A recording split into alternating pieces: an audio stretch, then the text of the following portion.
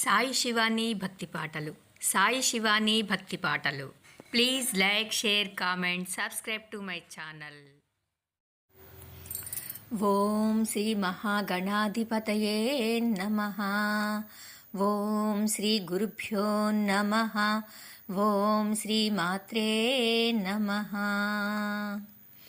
దేవి భాగవతంలో ఈరోజు సుఖమహర్షి మిథిలాయాత్ర గురించి తెలుసుకుందాము.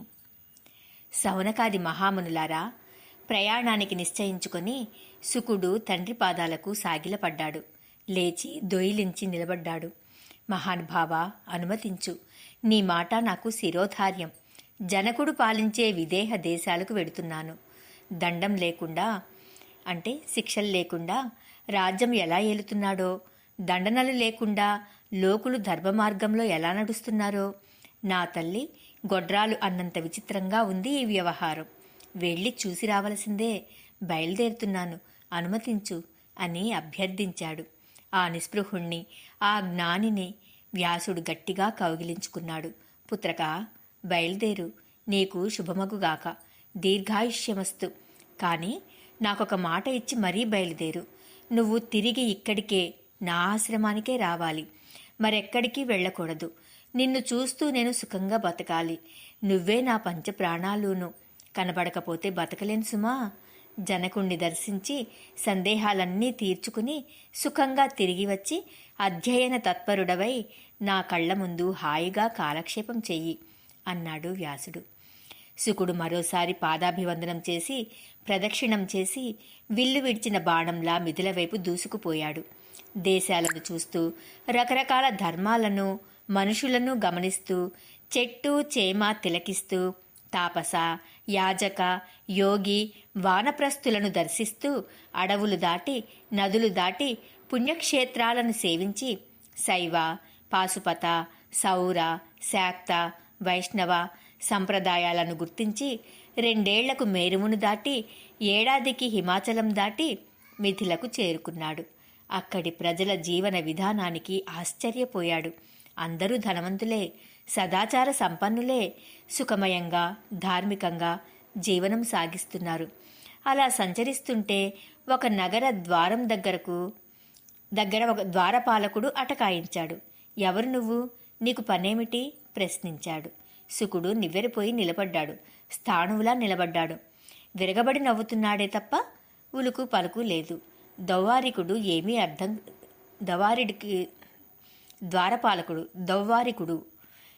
అర్థం కాలేదు. ద్వారపాలకుడికి దౌవారికుడు అని పేరండి. విప్రుడా, చెప్పు, మాట్లాడవేం? మూగవాడివా? ఏ పని మీద ఇటు వచ్చావు? ఉలుకు పలుకు లేకపోతే పని జరగదు. రాజాజ్ఞ లేకుండా ఈ నగరంలోకి పరులెవ్వరూ ప్రవేశించకూడదు. కులశీలాలు ఎటువంటివో తెలియని వ్యక్తికి అసలు ప్రవేశం లేదు. నీ తేజస్సు చూస్తుంటే వేదవేత్తవుగా, బ్రాహ్మణుడివిగా కనబడుతున్నావు. నీ ఊరు పేరు భోగట్టా అంతా చెప్పి ఏ పని మీద వచ్చావో తెలిపి అప్పుడు నీ ఇష్టం, హాయిగా సంచరించు అన్నాడు ఆ ద్వారపాలకుడు. దవ్వారిక, నేను వచ్చిన పని నీ మాటలతోనే అయిపోయింది. మిథిలా నగరం చూడటానికి ప్రవేశం దుర్లభమని తేలిపోయింది. మూర్ఖుణ్ణి, ఎంత మోహపడి వచ్చాను. 2 పర్వతాలు దాటి వచ్చాను. 3 ఏళ్లు నడిచి వచ్చాను. నా కన్న తండ్రే నన్ను మోసగించాడు. ఎవరిని అనుకుని ఏం లాభం? లేదా ఇదొక కర్మఫలం అనుభవించాను అన్నాడు. సాధారణంగా ధనాశ ఉన్నవాళ్లు ఇలా రాజదర్శనాల కోసం తిరుగుతారు. కానీ నాకు అలాంటి ఆశ ఏదీ లేదు. కేవలం భ్రమపడి వచ్చాను. ఆశలు లేనివాడికి అంతా సుఖమే. అయినా మోహసాగరంలో మునిగాను. ఎక్కడి మేరువు, ఎక్కడి మిథిల, కాలినడకను వచ్చానా? ఇంతకీ ఫలితం ఏమిటి? విధివంచితుణ్ణి. ప్రారబ్ధం అనుభవించక తప్పుతుందా? మన ప్రయత్నాలన్నీ దాన్ని బట్టే సాగుతాయి. ప్రారబ్ధం కిల భోక్తవ్యం, శుభం వాప్య తద్వా శుభం, ఉద్యమస్తద్వసే నిత్యం కారయత్యేవ సర్వదా. మిథిలా మిథిలా అంటూ ఎగురుకుంటూ వచ్చాను. ఇక్కడ ఒక తీర్థమా, ఒక వేదమా? విదేహుడు రాజు, పట్టణంలోకి ప్రవేశం లేదు.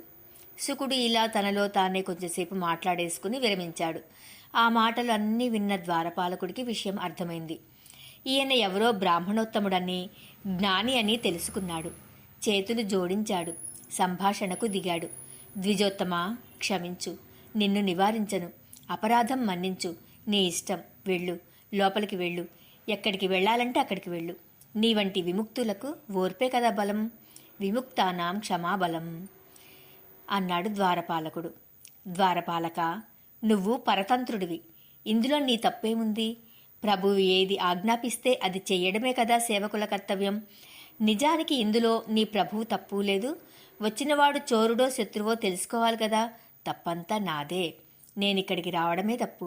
పరుల ఇళ్లకు వెళ్లడం ఎవరికైనా ఎప్పుడైనా చిన్నతనమే అన్నాడు శుకుడు. బ్రాహ్మణ సత్తమా, నువ్వు మహాజ్ఞానిలాగా కనపడుతున్నావు. నేను ప్రతీహారిని, అజ్ఞానిని.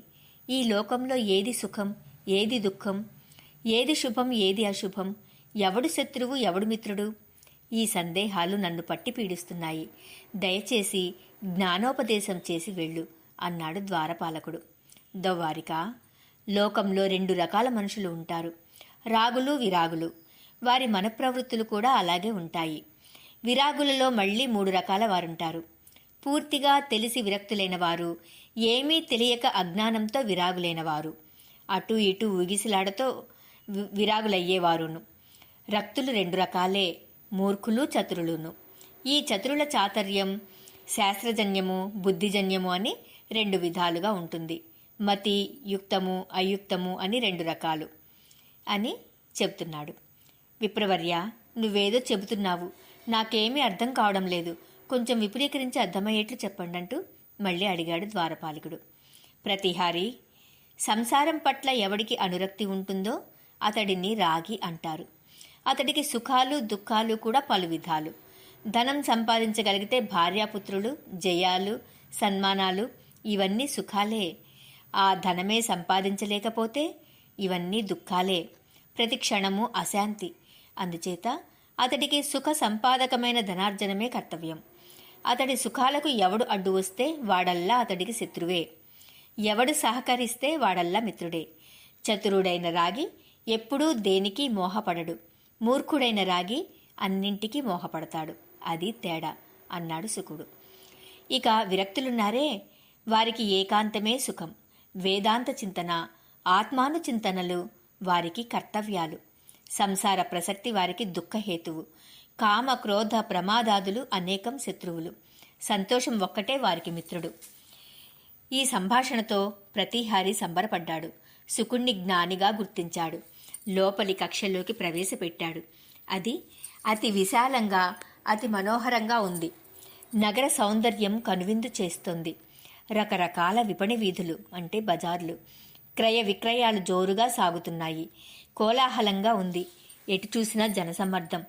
కొనేవాళ్లు, అమ్మేవాళ్లు, రాగద్వేషాలు, కామక్రోధ లోభమోహాలు, వాద వివాదాలు, అంతా డబ్బు డబ్బు.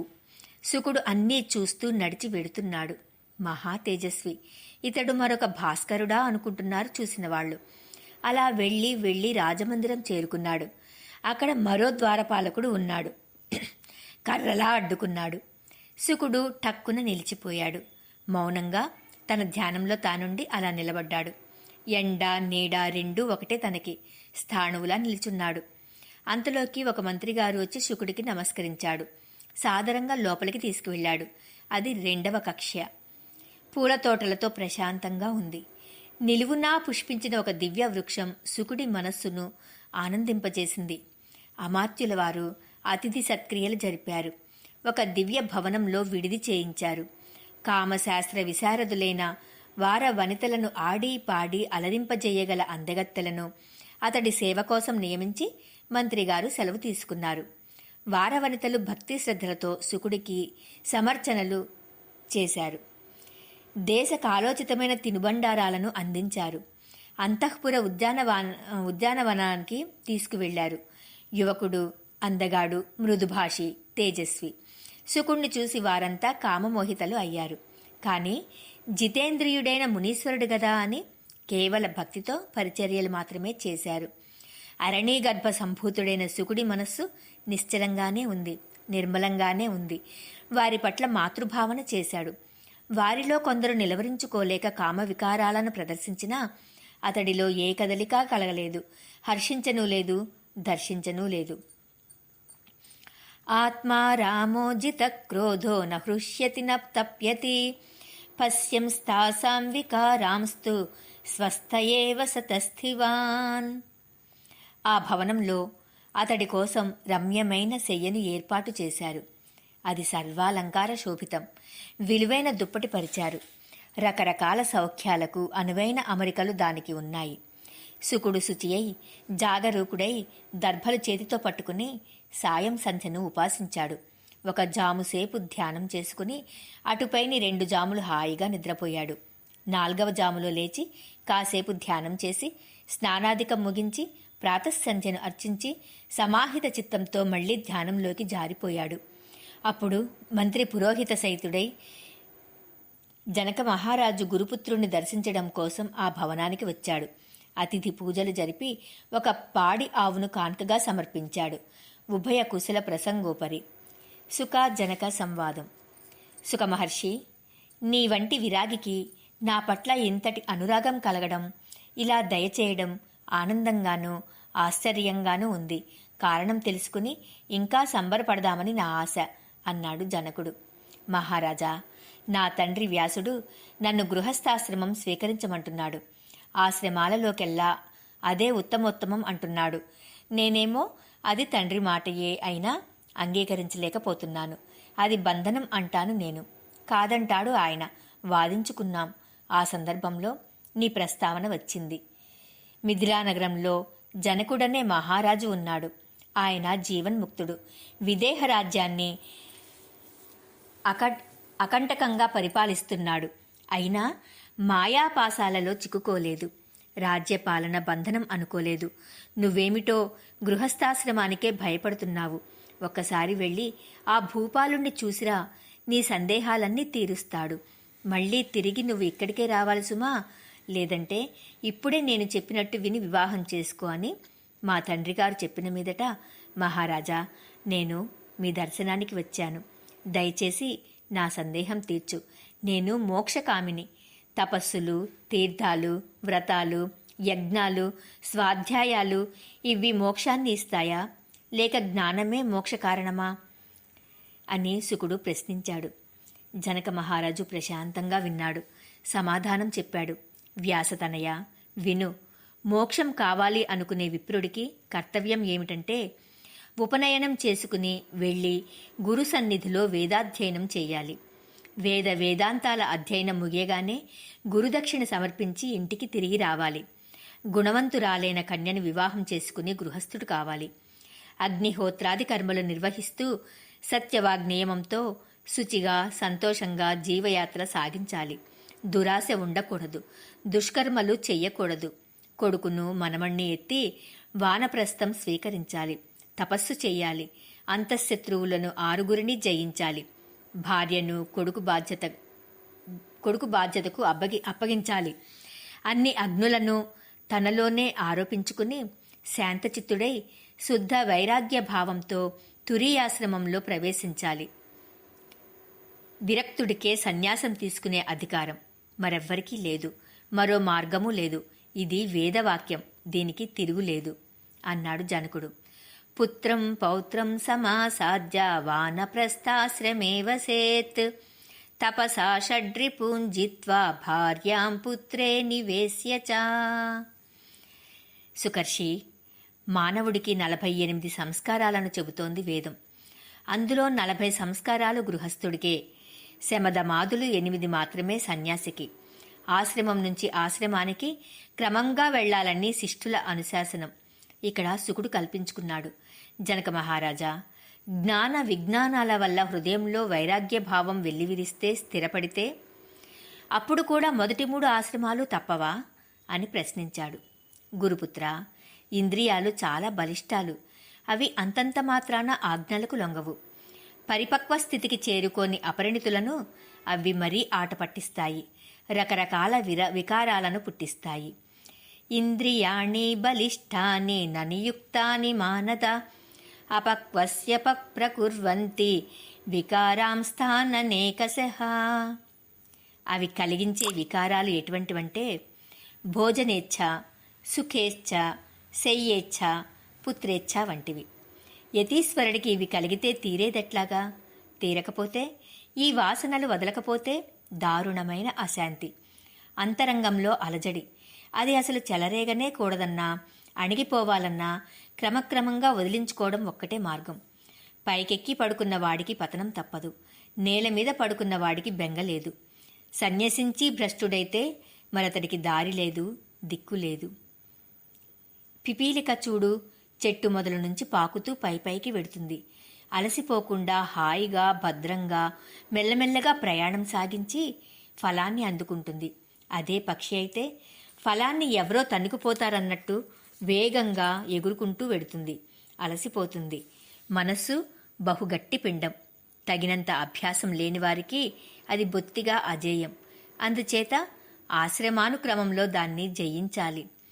మనస్తు ప్రబలం కామమజేయమకృతాత్మభిః అతః క్రమేణ జేతవ్యామాశ్రమానుక్రమేణ చ. గృహస్థాశ్రమంలో ఉన్నప్పటికీ అతడు సుమతి, శాంతుడు, ఆత్మజ్ఞానం కలవాడు అయినట్టయితే లాభాలకు పొంగడు, నష్టాలకు కుంగడు. రెండింటా సమదృష్టితోనే ఉండగలుగుతాడు. వేద విహిత కర్మలను ఆచరిస్తూ దుష్కర్మలను పరిహరిస్తూ యథాలాభ సంతుష్టుడై జీవయాత్ర సాగించేవాడు నిస్సంశయంగా ముక్తుడవుతాడు. నన్ను చూడు, రాజ్య పాలనలో ఉండి జీవన్ముక్తుణ్ణి కాగలిగాను. యథేచ్ఛగా సంచరిస్తున్నాను. అయినా నాకేమీ అవడం లేదు. వివిధ భోగాలను అనుభవిస్తున్నాను. అనేక కార్యాలను చేస్తున్నాను. అయినప్పటికీ ముక్తుణ్ణి కాగలుగుతున్నాను. అలాగే నువ్వు కావాలి. కాగలవు, ప్రయత్నించు అన్నాడు జనక మహారాజు. విప్రకుమార, మరొక రహస్యం విను. ఇంకా చెబుతున్నారు. కనబడే దాన్ని కష్టపడి ఎలాగోలా బంధించవచ్చు. కనబడని దాన్ని ఎలా బంధిస్తావు? పంచభూతాలు, వాటి గుణాలు, ప్రత్యక్షాలు అనుభవంలోకి వచ్చేవి. వీటిని జయించవచ్చు. ఆత్మ ఏనాడు ఎవరికీ ప్రత్యక్ష విషయం కాదు, అనుమానగమ్యమే. నిరంజనము, నిర్వికారము అయిన ఆత్మను బంధించడం ఎలాగా?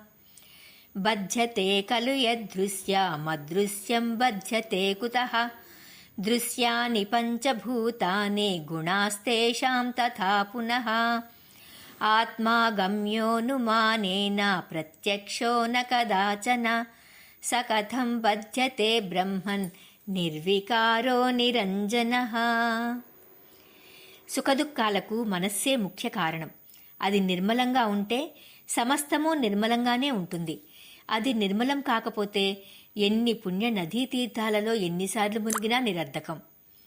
భ్రమన్ సర్వతీర్థేషు స్నాత్వా స్నాత్వా పునః పునః నిర్మలం న మనో యావత్ తావత్ సర్వం నిరర్ధకం న దేహో న చ జీవాత్మా నేంద్రియాణి పరంతప మన ఏవ మనుష్యాణం కారణం బంధమోక్షయోః. మానవుల బంధ మోక్షాలకు దేహము, ఇంద్రియాలు, జీవాత్మ ఇవేవీ కారణాలు కాదు. కేవలం మనస్సొక్కటే కారణం. పరిశుద్ధాత్మ ఎప్పుడూ విముక్తమే. అది బంధింపబడదు, బంధనము కాదు. బంధ మోక్షాలు మనస్సంస్థితాలు. మనస్సు శాంతిస్తే అన్నీ ఉపశమిస్తాయి. అంతా ప్రశాంతియే. శత్రువు, మిత్రుడు, ఉదాసీనుడు ఈ భేదాలు మనఃకల్పితాలు. కనిపించని ఏకాత్మకు ఇటువంటి భేదాలు అసంభవాలు. ఋషితనయ, జీవుడు ఎప్పుడూ బ్రహ్మమే. అది ఏకైకం, సందేహం లేదు. కానీ లోకంలో అనేకత్వం కనిపిస్తుంది. అది అవిద్యా కల్పితం. విద్యతో దాన్ని తొలగించుకోవాలి. ఆలోచనాపరులు నిరంతరం జాగరూకులై విద్యా అవిద్యలను తెలుసుకుంటూ ఉండాలి. ఎండ లేనిదే నీడ సుఖం తెలియనట్టు ఈ అవిద్య లేనిదే విద్య అవగతం కాదు. వినా తపం హిచ్ఛాయాయ జ్ఞాయతే చ కథం సుఖం అవిద్యయా వినా తద్వత్ కథం విద్యాం చ వేత్తి వై. గుణాలే ఉంటాయి. ఇంద్రియాలు ఇంద్రియార్థాలలోనే ప్రవర్తిస్తాయి. కనుక అక్కడ ఆత్మకు ఏ దోషమూ లేదు. ఇంతకు వైయాసకి, వ్యాసపుత్రుడా, వేదాలు ఏర్పరిచిన ఈ మర్యాద అంతా ధర్మరక్షణ కోసమే. లేకపోతే సౌగతులకు లాగా బౌద్ధులు ధర్మ వినాశనం మనకు తప్పదు. ధర్మనాశం జరిగితే వర్ణాచారాలు నశిస్తాయి. అందుచేత వేదోక్త మార్గంలో ప్రయాణించడమే అందరికీ అన్ని వేళలా శుభప్రదం. జనకుడు చెబుతున్నదంతా ఏకాగ్ర చిత్తంతో వింటున్నాడు శుకుడు. ఈ చివరి మాట ఎందుకో రుచించలేదు. ప్రశ్నించాడు. మహారాజా, నువ్వు చెప్పినదంతా విన్నాను. ఒక్క సందేహం మిగిలిపోయింది. వేదం చెప్పే ధర్మాలలో కొన్ని హింసా బహుళాలు కదా. అటువంటప్పుడు వేదధర్మం ముక్తిప్రదం ఎలా అవుతుంది? ఉదాహరణకు సురాపానం, పశుహింస, మాంసభక్షణం ఇత్యాదులు అధర్మాలే కదా. సౌత్రామణి వంటి కొన్ని క్రతువులలో సురాపానం చెప్పింది వేదం. అలాగే ద్యూతక్రీడ ఇలాంటి దోషాలున్న వ్రతాలు చాలానే ఉన్నాయి. వెనకటికి వందలాదిగా యజ్ఞాలు చేసిన శశిబిందు మహారాజు కథ తెలిసిందే కదా. ఆ యజ్ఞాలలో బలి చేసిన పశువులు చర్మాలు వింధ్య పర్వతమంత గుట్ట అయ్యాయిట. రక్తము, కొవ్వు ప్రవాహాలు కట్టి ఏకంగా చర్మణ్వతి అనే నది ఏర్పడిందట. అయినా ఆ రాజు స్వర్గాన్ని పొందాడుట. ఇలాగని అతని కీర్తి ఇప్పటికీ నిలిచిపోయింది. ఇటువంటి హింసాత్మక ధర్మాలను ప్రబోధించే వేదాల పట్ల నాకు గురి కుదరడం లేదు. పురుషుడు స్త్రీ సంగమం వల్ల సుఖపడతాడు. అది దొరకకపోతే దుఃఖిస్తాడు. మరి సంసారి జీవన్ముక్తుడు ఎలా అవుతాడు? మహారాజా, ఇవి నాకు ఇప్పటికీ మిగిలిన సందేహాలు. దయచేసి వివరించమన్నాడు శుకుడు. జనకుడు ఉపక్రమించాడు. విప్రోత్తమా, యజ్ఞాలలో ప్రత్యక్షంగా కనిపించే హింస నిజానికి హింస కాదు. అది అహింస. ఉపాధి యోగాన్ని బట్టి కదా హింస అహింసల నిర్ణయం. అగ్నిలో ఇంధనం వేస్తే, పుల్లలు వేస్తే పొగ వస్తుంది. వెయ్యనప్పుడు, కాలిపోయినప్పుడు ఏమీ ఉండదు. అలాగే ఇదీను. విరాగికి ఇది అహింస, అనురక్తుడికి హింస. రాగం లేకుండా, అహంకారం లేకుండా చేసే ఏ పనినైనా అకృతం అంటారు వేదవేత్తలు. ఆత్మను జయించిన ముముక్షువుల దృష్టిలో అది అహింస. గృహస్థులకేమో హింసగానే అనిపిస్తుంది. ఇలా చెప్పి జనకుడు ముగిస్తే కాబోలుననుకున్నాడు శివుడు. అక్కడితో హింసాహింసల గొడవ వదిలిపెట్టేశాడు.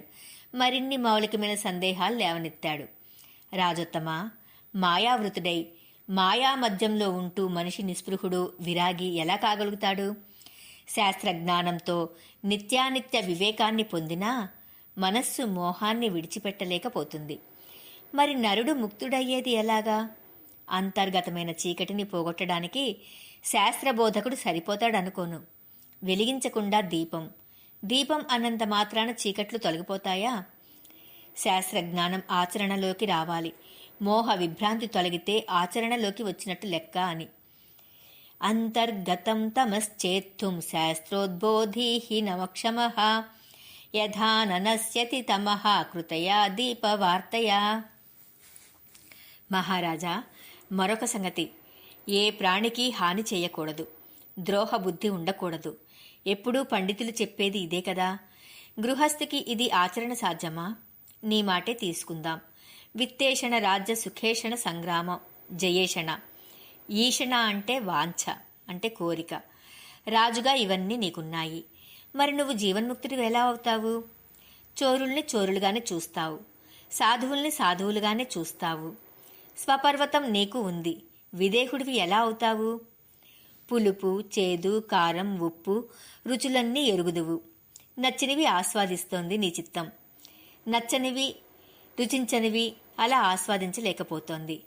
కాలోచితంగా జాగ్రత్త, స్వప్న, సుషుప్తి అవస్థలు నీకు నడుస్తూనే ఉన్నాయి. మరి తురీయాశ్రమంలో అంటే సన్యాసాశ్రమంలో జీవన్ముక్తిగా ఉన్నానంటే ఎలా ఉన్నావు?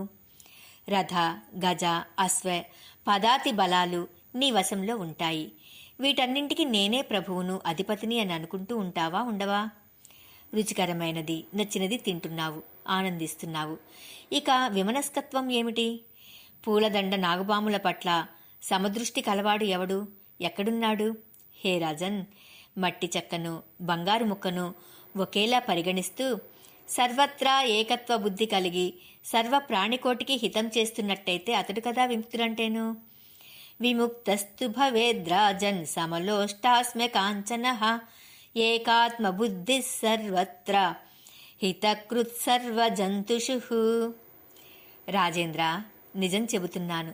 నా మనస్సు ఇప్పుడు ఇంటి గుమ్మాల వైపు పోవడం లేదు. అత్యంత విరాగిని, ఏకాకిగా సంచరించాలని ఉంది.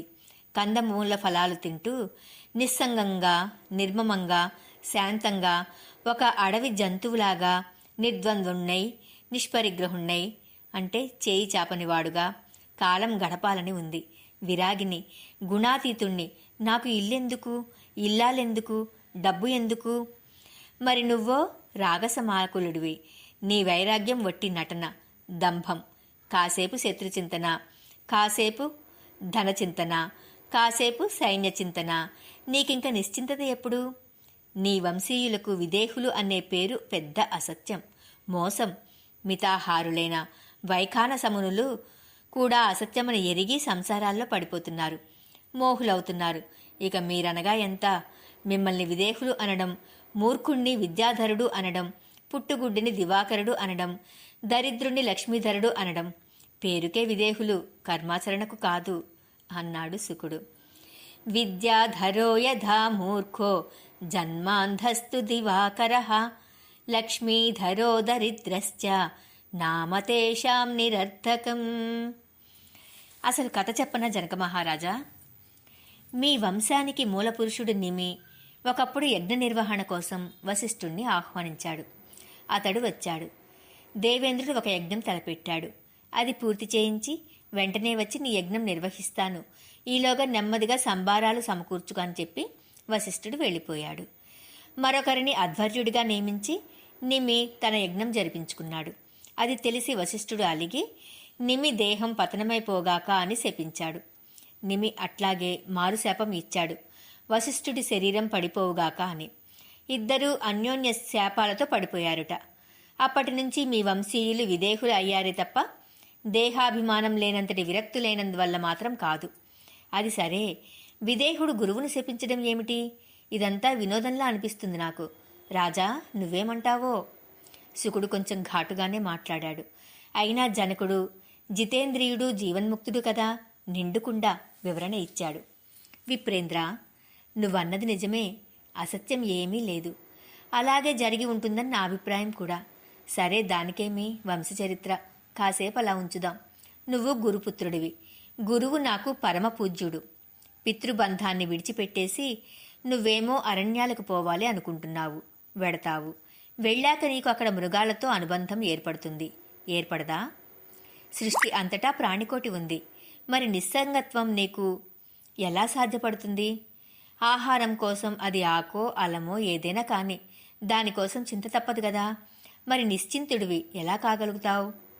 వనాల్లో ఉన్న దండాజినాల చింత ఎప్పుడూ తప్పదు, ఎటూ తప్పదు. అలాగే ఆలోచించినా ఆలోచించకపోయినా నాకు రాజ్యచింత తప్పదు. మోక్షానికి వికల్పాలు అంటే ప్రతిబంధకాలు వస్తాయని ఊహించి నువ్వు దూరదేశాలకు పోవాలనుకుంటున్నావు. నాకు అలాంటి వికల్ప సందేహం లేదు. సర్వదా నిర్వికల్పుణ్ణి. హాయిగా తింటాను, సుఖంగా నిద్రపోతాను. నేను బద్ధుణ్ణి కాను అనే జ్ఞానం ఉంది కనుక నాకెప్పుడు సుఖమే, నీకెప్పుడు దుఃఖమే. బద్ధుణ్ణి అనుకుంటున్నావు కనుక. అందుచేత ముందు ఆ శంకను వదిలించుకో, సుఖపడతావు. ఈ దేహం నాది కాదు, ఈ బంధం నాది కాదు అని గ్రహించడమే ముక్తత్వం అంటేను. అలాగే ఈ ధనం, ఈ గృహం, ఈ రాజ్యం ఇవేవీ నావు కానే కావు. దేహోయం మమ బంధోయం నమమేతి చ ముక్తత తథా ధనం గృహం రాజ్యం నమమేతి నిశ్చయః అని జనకుడు ముగించాడు. సవనకాది మహామునులారా, అప్పటికి శుకుడికి సంతృప్తి కలిగింది. వీడ్కోలు తీసుకుని వెంటనే వ్యాసాశ్రమం చేరుకున్నాడు. తిరిగి వస్తున్న కొడుకును చూసి వ్యాసుడు సంతోషించాడు. కౌగిలించుకుని శిరస్సు మూర్కొని స్వాగతం పలికాడు. కుశల ప్రశ్నలు అయ్యాయి. వేదవిదుడు, సర్వశాస్త్ర పారంగతుడు అయిన శుకుడు సమాహిత చిత్తంతో ఆ రమ్యమైన ఆశ్రమంలో ఉండిపోయాడు. రాజ్యం ఏలుతున్న జనకుడు సుఖంగా ఎలా ఉన్నాడో గ్రహించాక శుకుడికి పరనివృత్తి కలిగింది. యోగ మార్గం ఆశ్రయించాడు. ఆనక కొంతకాలానికి పీవరి అనే సుందరిని వివాహం చేసుకున్నాడు. 4 కొడుకులు, 1 కూతురు కలిగారు. కృష్ణ, గౌరప్రభ, భూరి, దేవశ్రుతులు కొడుకులు. కూతురు పేరు కీర్తి. ఈమెను విభ్రాజుడి కొడుకు అణుహుడికి ఇచ్చి వివాహం చేశాడు. ఆ దంపతులకు బ్రహ్మదత్తుడనే పుత్రుడు జన్మించాడు. అతడు పృథ్వీ పాలకుడయ్యాడు. చాలా కాలం రాజ్యం చేసి నారదోపదేశంతో బ్రహ్మజ్ఞానిగా మారి కొడుకుకు రాజ్యం అప్పగించి బ్రహ్మదత్తుడు బదరికాశ్రమం చేరుకున్నాడు. యోగ మార్గం అవలంబించాడు. సుఖమహర్షి కూడా నారదుడి అనుగ్రహం వల్ల సద్యోముక్తి మార్గాన్ని గ్రహించి పితృబంధం తెగతెంపులు చేసుకుని కైలాస శిఖరానికి వెళ్ళిపోయాడు. సర్వసంగ పరాగ్ముఖుడై ధ్యానంలో మునిగిపోయాడు. అటుపైని ఒకనాడు యోగబలంతో ఆ గిరి శిఖరం నుంచి పైకెగిరి సిద్ధి పొందాడు. ఆకాశంలో సూర్యుడిగా వెలుగొందాడు. శరీరం గిరిశిఖరం మీద రాలిపడింది. ఉత్పపాతగిరే శృంగాత్ సిద్ధిం చ పరమాం గతః ఆకాశగో మహాతేజ విరరాజయథారవిః. వ్యాసుడికి విషయం తెలిసింది. పుత్రశోకం పట్టలేకపోయాడు. కొడుకా కొడుకా అని విలపిస్తూ ఆ కైలాసగిరి శిఖరం చేరుకున్నాడు. శుకుడు తపస్సు చేసిన చోట పరిభ్రమించాడు. అలసిపోయాడు. అతడి శోకాలాపాలను కొండగుహలు ప్రతిధ్వనించాయి. ఇప్పటికీ అక్కడ ఆ ప్రతిధ్వనులు వినపడుతూనే ఉంటాయట. పుత్రా పుత్రా అంటూ విలపిస్తున్న వ్యాసుడిని చూసి శివుడికి జాలి కలిగింది. స్వయంగా వచ్చి ఓదార్చాడు. వ్యాస, ఏమిటి ఈ వెర్రి? దుఃఖించకు. నీ పుత్రుడు మహాయోగి. అకృతాత్ములకు దుర్లభమైన పరమగతిని పొందాడు. అతడి కోసం విలపించకూడదు, తప్పు. పైగా నీకు శోకరహిత స్థితి తెలుసునాయే. నువ్వు శోకించడమేమిటి? ఆ కొడుకు వల్ల నీకు ఎంత కీర్తి వచ్చిందో గ్రహించావా? నువ్వసలు ఊరుకో ఊరుకో అంటూ వ్యాసుడిని శివుడు ఊరడించాడు. శివుడి ప్రబోధం పనిచేయలేదు. మహాదేవా, జగత్పతి, ఏం చెయ్యను? నా దుఃఖం ఉపశమించడం లేదు. కొడుకును చూడాలని తహతహలాడుతున్నాయి నా కళ్ళు అన్నాడు వ్యాసుడు. శివుడికి మరింత దయ కలిగింది. అయితే సరే, సత్యవతి పుత్ర, నీ పుత్రుడి నీడ నీ ప్రక్కనే ఉంటుంది. దాన్ని చూసి సంతృప్తి చెందు. శోకం విడిచిపెట్టు అని వరం ప్రసాదించి శివుడు మాయమయ్యాడు. వ్యాసుడికి కొడుకు నీడ కనిపించింది. చూసి సంతృప్తి చెందాడు. ఏడుపు ఆపేసి తన ఆశ్రమానికి వెళ్ళిపోయాడు. తన ఆశ్రమానికి వెళ్ళి వ్యాసుడు ఏం చేశాడు, ఎలా కాలం గడిపాడు అని సౌనకాది మహామునులు సూతుడిని అడిగారు.